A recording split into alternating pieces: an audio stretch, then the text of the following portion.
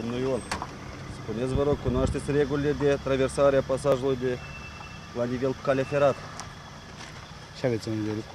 Stau la pus bariera și trebuie să fac. Păi odată ce e închisă bariera, la câți metri trebuie să vă stopați dumneavoastră până la barieră, conform regulilor circulației rutiere?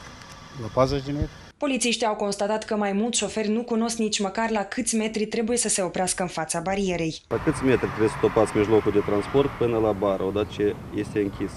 La 10 metri. Deci, dumneavoastră spuneți că le cunoaști, dar nu le prea cunoașteți bine. Le cunoștem, poate la moment le-am și uitat.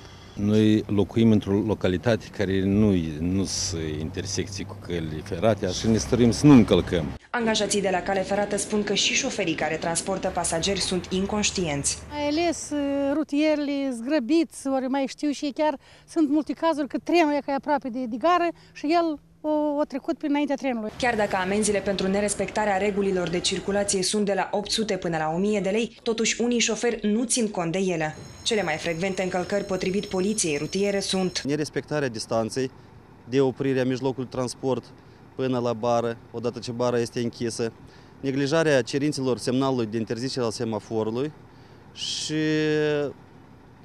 efectuarea manevrei de depășire a mijlocului de transport. În țară sunt peste 190 de pasaje feroviare, dintre care 23 în Chișinău.